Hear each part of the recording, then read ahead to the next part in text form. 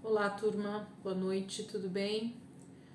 Vamos para mais um dia, né? Graças a Deus. Como é bom, né, gente? Não sei vocês, mas eu cada vez que ligo essa câmera para mais um dia de leitura, existe uma gratidão muito grande no meu coração, porque eu sei que mais um dia o Senhor me guardou, mais um dia o Senhor me livrou de todo mal. Aí a nossa oração do Pai Nosso, ela começa a acontecer realmente diariamente, né? É o dia que o Senhor tem nos dado, é o dia, é o pão, é o livramento, tudo para aquele dia, né? Eu glorifico a Deus. Cada vez que eu vou orar pelos alimentos, né? Pelo meu almoço, pelo meu jantar, pelo café, eu fico muito grata mesmo. É um sentimento que eu tenho sentido há algum tempo, de gratidão, porque eu sei que é o Senhor realmente que nos sustenta todos os dias, em todos os sentidos. Vamos orar? Entregar mais esse momento para o Senhor e pedir que realmente o Espírito Santo continue nos ajudando, né, nessa jornada. Ele é o nosso ajudador, Ele é o único que consegue nos ensinar as Escrituras. Pai, nós te adoramos, bendizemos o teu nome, porque o Senhor é santo, porque o Senhor é poderoso, porque o Senhor é digno de toda a nossa adoração. Somente o Senhor é digno de toda a nossa adoração. Não existe outro Deus além de ti. Não existe outro Pai que se compadeça de nós de tal maneira, Senhor, como nós somos bem-aventurados no Senhor, como nós temos sido abençoados em ti, como temos sido agraciados, Pai, pela tua presença todo o tempo, todo o tempo, todo o tempo. Obrigada, Jesus. O Senhor tem cuidado de nós de maneira muito maravilhosa, Senhor, muito, muito tremenda. Muito obrigada, Jesus, por tudo que o Senhor tem feito por mim, Senhor, pela minha casa, pela minha família. Eu te louvo, Senhor, e te agradeço. E te peço, Senhor, continua conosco nessa jornada. Continua nos ensinando, Senhor, a tua palavra, trazendo direção para nós, discernimento, compreensão das Escrituras, Senhor, não na superficialidade, mas queremos mergulhar mais fundo todos os dias, Jesus, na tua palavra, porque queremos tirar dela o máximo possível, Senhor, de entendimento que nós temos para hoje. Por isso, muito obrigada, Deus, e fica conosco nessa noite, em nome de Jesus. Amém, queridos? Glória a Deus. Vamos lá? A gente está chegando num momento bom e ao mesmo tempo ruim. Por quê? Porque nós temos a invasão agora, né, da Babilônia pelo Império Persa, Ciro e o outro governante, que não me vem agora à memória, a gente vai ver muito sobre ele, está tomando então a Babilônia, e agora vão começar as mãos do Senhor se moverem em favor de liberar o povo de Israel para começar a voltar para Jerusalém, para começar a reconstruir a sua vida, a sua cidade e todas as coisas que o Senhor tem para o povo de Israel. Então a gente vai começar a ver isso, né? Por que eu falei que é bom? Bom porque o Senhor realmente vai mover agora e liberar, né, desses 70 anos de exílio o seu povo. E ruim porque uma parte vai desejar o Senhor e outra parte, infelizmente, não vai se render verdadeiramente ao Senhor. Mas é assim, né? A palavra de Deus, ela mostra esses dois lados da moeda para nós, para que a gente perceba o quão Deus é maravilhoso e amoroso em permitir que a gente escolha os nossos caminhos. Quem escolhe os caminhos, quem escolhe obediência ou desobediência, somos nós. E desde o início a gente tem falado muito sobre isso. A gente vai começar hoje com alguns textos, né, bem picados, falando sobre o povo é desafiado a construir o templo. Nós estamos no ano 539 aproximadamente, né? É o ano da tomada aí do Império Persa. E aqui vai começar essa história então. O primeiro texto que a gente vai ler é um versículo de Esdras. Esdras capítulo 5, versículo 13.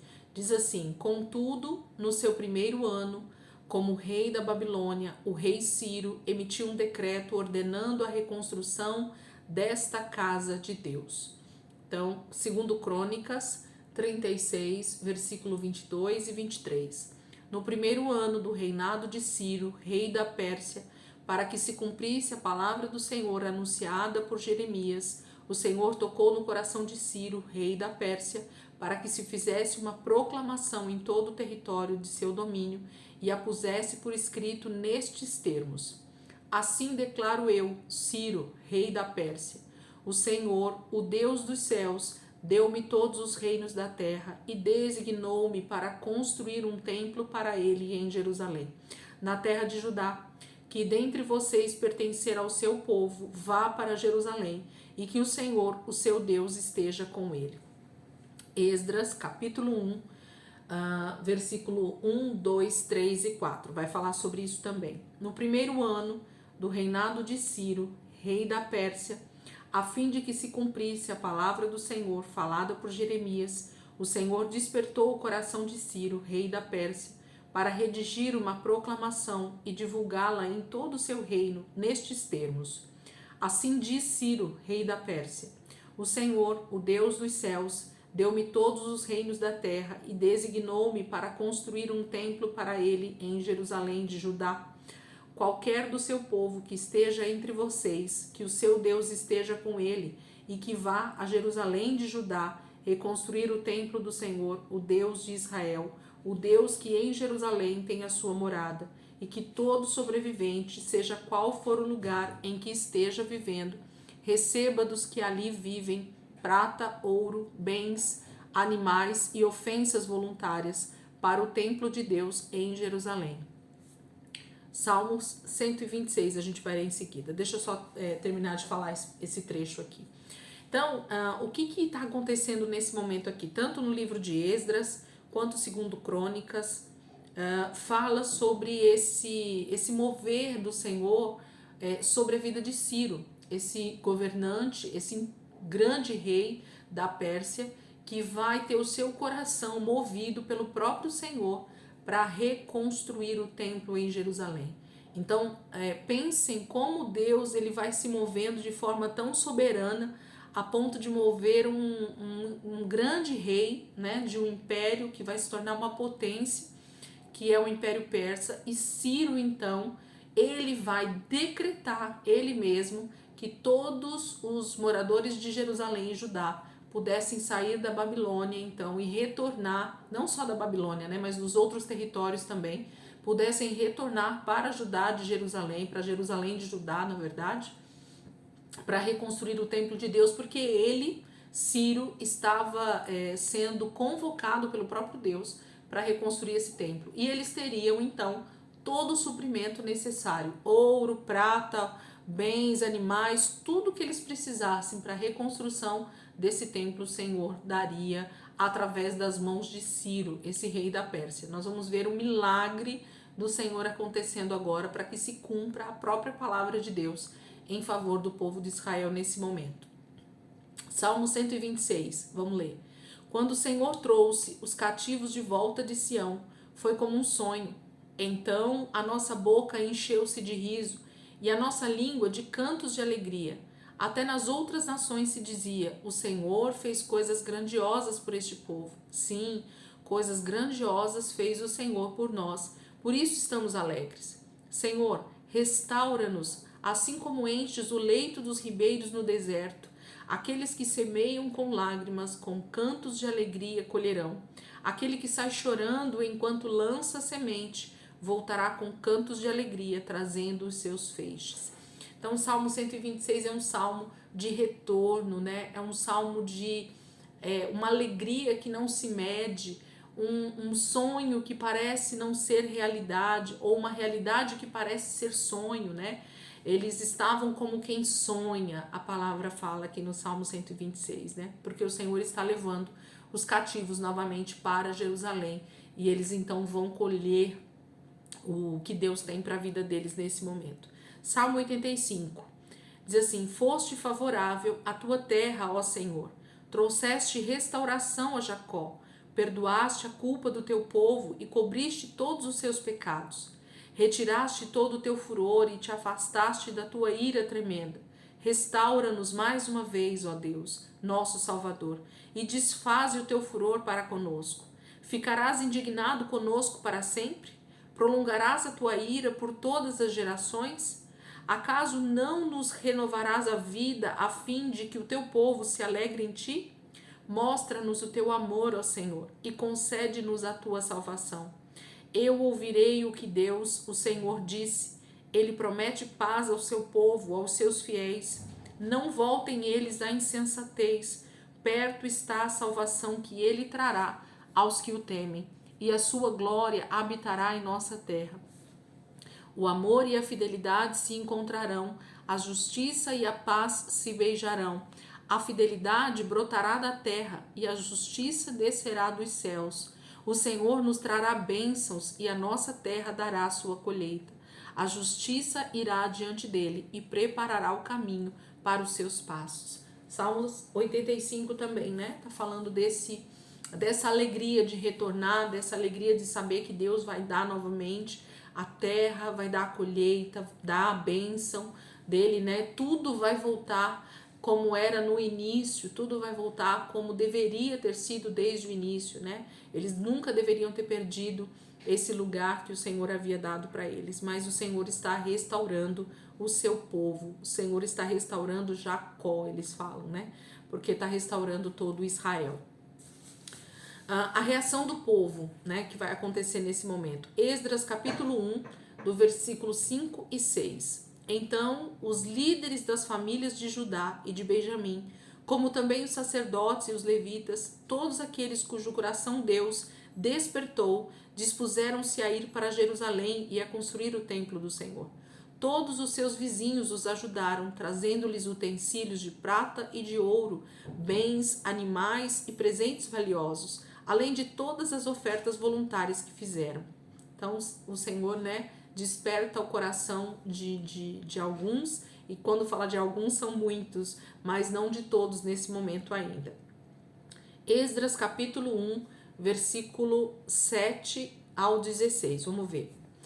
Além disso, o rei Ciro mandou tirar os utensílios pertencentes ao templo do Senhor, os quais Nabucodonosor tinha levado de Jerusalém e colocado no templo do seu Deus. Ciro, rei da Pérsia, ordenou que fossem tirados pelo tesoureiro Mitredate, que os enumerou e os entregou a Sesbazar, governador de Judá. O total foi o seguinte: 30 tigelas de ouro, 1000 tigelas de prata, 29 panelas de prata, 30 bacias de ouro, 410 bacias de prata de qualidade inferior e 1000 outros objetos. Ao todo foram, na verdade, 5.400 utensílios de ouro e de prata. Sesbazar trouxe tudo isso consigo quando os exilados vieram da Babilônia para Jerusalém. Esdras, capítulo 5, continuando aí no versículo 14. Esdras, capítulo 5, versículo 14. Vamos ver aqui, peraí, deixa eu ver onde é que tá, gente. Esdras 5, 14. Eu não coloquei lá na listagem, eu vou colocar lá depois para vocês. Eu coloquei só esse trecho aqui. Esdras 5, versículo 14, 15 e 16. Ele até mesmo tirou do templo da Babilônia os utensílios de ouro e de prata da casa de Deus, os quais Nabucodonosor havia tirado do templo de Jerusalém e levado para o templo da Babilônia. O rei Ciro os confiou a um homem chamado Sesbazar, que ele tinha nomeado governador, e lhe disse: leve estes utensílios, coloque-os no templo de Jerusalém e reconstrua a casa de Deus em seu antigo local. Então Sesbazar veio e lançou os alicerces do templo de Deus em Jerusalém. Desde aquele dia, o templo tem estado em construção, mas ainda não foi concluído. Então a gente tem aqui esse momento, né, onde o próprio Ciro libera não só o povo para ir reconstruir, mas devolve todos os utensílios que foram tirados do templo pelo rei Nabucodonosor. Então toda a prata, todo o ouro, tudo que eles haviam tirado, que eram utensílios da casa do Senhor, do templo de Jerusalém, foi devolvido para Sesbazar, que era um governador que tinha sido levantado pelo próprio rei Ciro nesse momento. E ele permite então que ele leve tudo de volta e comece essa reconstrução. Decreto sobre as medidas e o material. Esdras capítulo 6, nós vamos ver aí praticamente ele inteiro, né? Esdras capítulo 6, versículo 3, 4 e 5. Perdão, Daniel 6 é que é inteiro. Esdras capítulo 6, versículo 3, 4 e 5. No primeiro ano do seu reinado, o rei Ciro promulgou um decreto acerca do templo de Deus em Jerusalém nestes termos: que o templo seja reconstruído como local destinado à apresentação de sacrifícios e que se lancem os seus alicerces. Ele terá 27 metros de altura e 27 metros de largura, com 3 carreiras de pedras grandes e uma carreira de madeira. O custo será pago pela tesouraria do rei, e os utensílios de ouro e de prata da casa de Deus, que Nabucodonosor tirou do templo de Jerusalém e trouxe para a Babilônia, serão devolvidos aos seus lugares no templo de Jerusalém. Devem ser colocados na casa de Deus. Então, ele decide, né, que vai ser feito dessa forma. Quem vai pagar toda essa obra é o próprio rei Ciro com o seu tesouro, né, o seu tesouro pessoal do seu reino. Ele dá as medidas aqui nesse momento, mas a gente sabe que é o próprio Senhor que vai fazer tudo isso, né? Daniel capítulo 6, agora sim, Daniel inteiro, né? Capítulo 6, vai falar sobre esse momento de Daniel na cova dos leões, uma passagem muito conhecida, mas que fala desse finalzinho aqui da vida de Daniel ali na própria Babilônia, e ele passa por mais essa prova de fogo nesse momento tão difícil, né? Nesse momento crucial aqui. Daniel capítulo 6. Dário, era esse o nome que eu estava tentando lembrar, Ciro e Dário. Dário, ele é rei dos Medos, né? Por isso que é o reino Medo-Persa. Da Pérsia era Ciro e do reino dos Medos era Dario, ou Dário, né? Não sei como é que eles pronunciavam. Dário achou por bem nomear 120 sátrapas para governar em todo o reino e colocou 3 supervisores sobre eles, um dos quais era Daniel. Os sátrapas tinham que prestar contas a eles para que o rei não sofresse nenhuma perda. Ora, Daniel se destacou tanto entre os supervisores e os sátrapas por suas grandes qualidades que o rei planejava colocá-lo à frente do governo de todo o império. Diante disso, os supervisores e os sátrapas procuraram motivos para acusar Daniel em sua administração governamental, mas nada conseguiram. Não puderam achar nele falta alguma, pois ele era fiel, não era desonesto nem negligente. Finalmente, esses homens disseram: jamais encontraremos algum motivo para acusar esse Daniel, a menos que seja algo relacionado com a lei do Deus dele.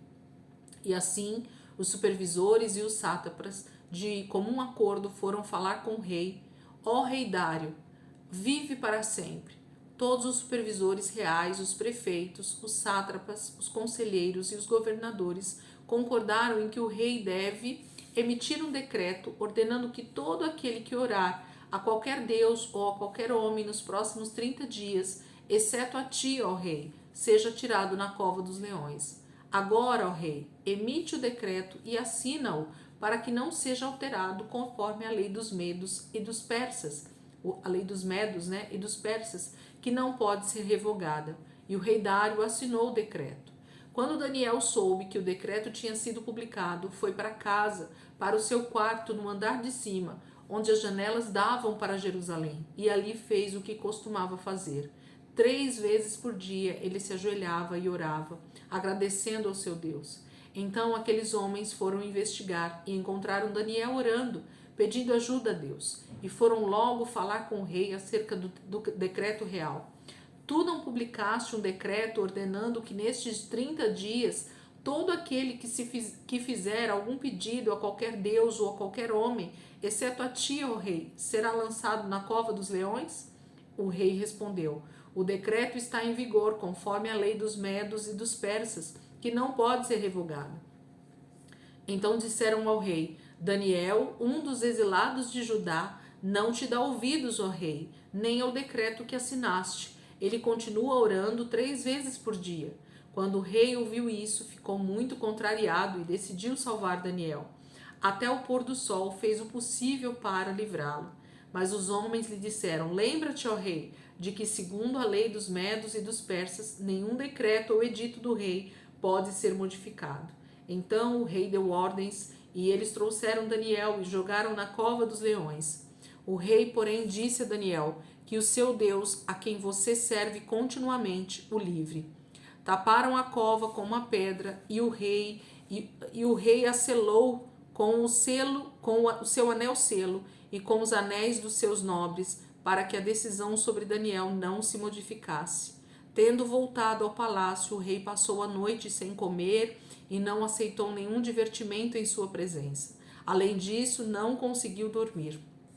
Logo ao alvorecer, o rei se levantou e correu para a cova dos leões. Quando ia se aproximando da cova, chamou Daniel com a voz que revelava aflição. Daniel, servo do Deus vivo, será que o seu Deus, a quem você serve continuamente, pôde livrá-lo dos leões? E Daniel respondeu: Ó rei, vive para sempre. O meu Deus enviou o seu anjo, que fechou a boca dos leões. Eles não me fizeram mal algum, pois fui considerado inocente à vista de Deus. Também contra ti não cometi mal algum, ó rei. O rei muito se alegrou e ordenou que tirassem Daniel da cova. Quando o tiraram da cova, viram que não havia nele nenhum ferimento, pois ele tinha confiado no seu Deus. E por ordem do rei, os homens que tinham acusado Daniel foram atirados na cova dos leões, junto com as suas mulheres e os seus filhos. E antes de chegarem ao fundo, os leões os atacaram e despedaçaram todos os seus ossos. Então o rei Dário escreveu aos homens de todas as nações, povos e línguas de toda a terra: paz e prosperidade. Estou editando um decreto para que em todos os domínios do império os homens temam e reverenciem o Deus de Daniel, pois ele é o Deus vivo e permanece para sempre. O seu reino não será destruído, o seu domínio jamais acabará.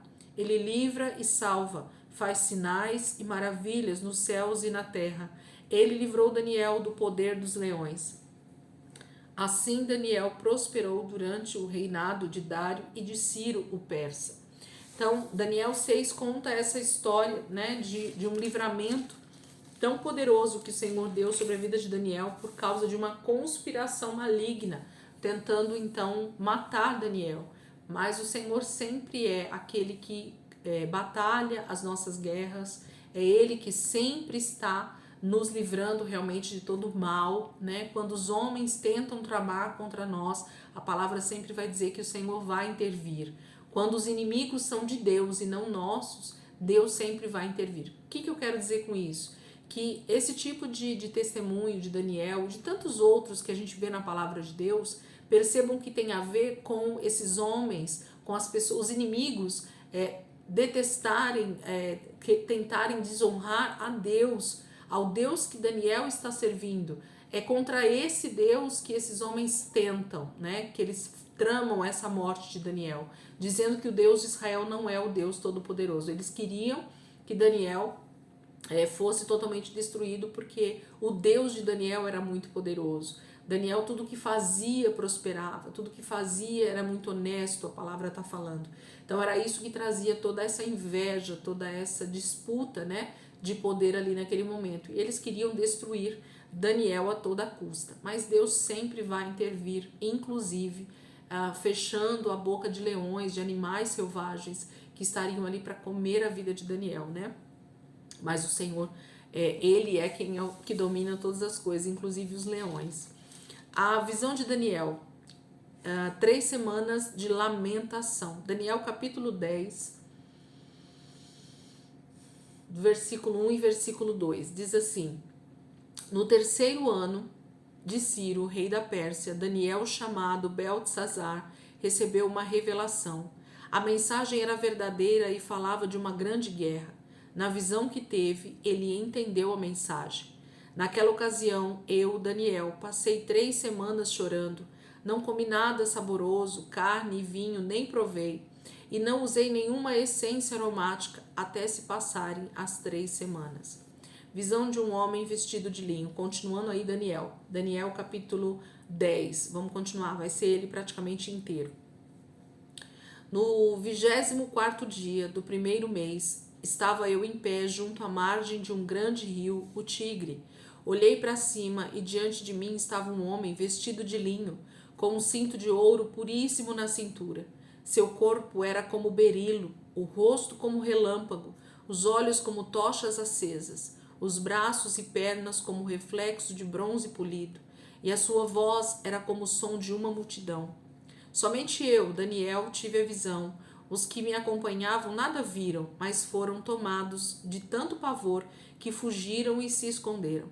Assim fiquei sozinho, olhando para aquela grande visão. Fiquei sem forças, muito pálido e quase desfaleci.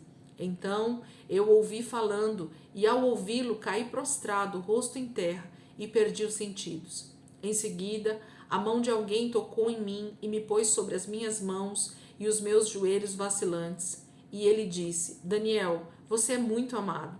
Preste bem atenção ao que vou lhe falar. Levante-se, pois eu fui enviado a você.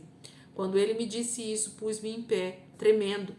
E ele prosseguiu: Não tenha medo, Daniel. Desde o primeiro dia em que você decidiu buscar entendimento e humilhar-se diante do seu Deus, suas palavras foram ouvidas. E eu vim em resposta a elas. Mas o príncipe do reino da Pérsia me resistiu durante 21 dias. Então Miguel, um dos príncipes supremos, veio em minha ajuda, pois eu fui impedido de continuar ali com os reis da Pérsia. Agora vim explicar-lhe o que acontecerá ao seu povo no futuro, pois a visão se refere a uma época futura. Quando ele me disse isso, prostrei-me rosto em terra, sem conseguir falar. Então um ser que parecia homem tocou nos meus lábios e eu abri a minha boca e comecei a falar. Eu disse àquele que estava em pé diante de mim: Estou angustiado por causa da visão, meu senhor, e quase desfaleço. Como posso eu, teu servo, conversar contigo, meu senhor? Minhas forças se foram e mal posso respirar. O ser que parecia homem tocou em mim outra vez e me deu forças. E ele disse: Não tenha medo, você que é muito amado, que a paz seja com você, seja forte, seja forte. Ditas essas palavras, senti-me fortalecido e disse: Fala, meu Senhor, visto que me deste forças. Então ele me disse: Você sabe por que vim? Tenho que voltar para lutar contra o príncipe da Pérsia, e logo que eu for, chegará o príncipe da Grécia. O último versículo: Mas antes lhe revelarei o que está escrito no livro da verdade. E nessa luta ninguém me ajuda contra eles, senão Miguel, o príncipe de vocês. Daniel capítulo 10, gente, que é o nosso último texto de hoje, fala dessa visão que ele tem ali naquele momento diante do rio Tigre, e que fala tanto de um anjo, tem um momento aqui que é um anjo que fala com Daniel, e tem outro momento que é o próprio Senhor, esse homem vestido de linho, né, que ele fala aqui no início da visão. Então fala de duas pessoas, né? Um é um anjo mesmo que está ali junto com o Senhor, que foi enviado para trazer essa mensagem para Daniel, e o outro é o próprio Senhor. Ele tem a visão do próprio Cristo ali, glorificado, né?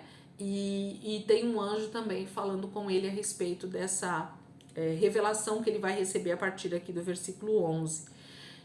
Então a gente percebe que o Senhor nesse momento traz essa palavra, porque vai haver então tanto domínio do Império Persa durante um momento, mas vai haver em seguida o domínio então do Império Grego, né, da Grécia, de Alexandre o Grande. Ele vai vir como esse animal, esse terceiro animal, né, o leopardo, que foi visto por Daniel lá na estátua de Nabucodonosor, que ele tem a visão. Então é sobre isso que o Senhor vai começar a falar com Daniel aqui a partir do capítulo 11, que a gente vai ver amanhã, tá bom? Então o capítulo 10 está aí, se vocês quiserem, lembra, eu dei um estudo sobre todo o livro de Daniel lá no curso de escatologia, então quem quiser dar uma olhadinha lá, pode ir lá nos textos e lá nos vídeos, que com certeza vocês vão aprender bastante também sobre esses textos de Daniel, sobre que época é essa, o que está acontecendo, quem são esses que estão sendo mostrados pelo próprio Deus na visão, né? Eu falei bastante, a gente conversou bastante no estudo de escatologia sobre o livro de Daniel inteiro. Nós fizemos um estudo sobre todo o livro de Daniel. Então lá eu explico com mais clareza, né, com mais tempo, todo o texto e o que o Senhor está falando então com Daniel aqui. Amém, queridos? Deus abençoe a vida de vocês, gente. E a gente amanhã, se Deus quiser, a gente está aqui. Nós vamos continuar, nós vamos ler praticamente aqui o livro de Daniel amanhã, 11, 12. E se der, a gente começa então a entrar aqui também dentro do livro de Esdras e Neemias. Muito bom. Reconstrução do templo e de Jerusalém por Esdras, Neemias, seus amigos, o povo que vai ser levado já nesse momento para voltar para Jerusalém e começar essa reconstrução lá, tá bom? Deus abençoe, ótima noite para vocês. Se Deus quiser, amanhã a gente está aqui de volta para a glória do Senhor.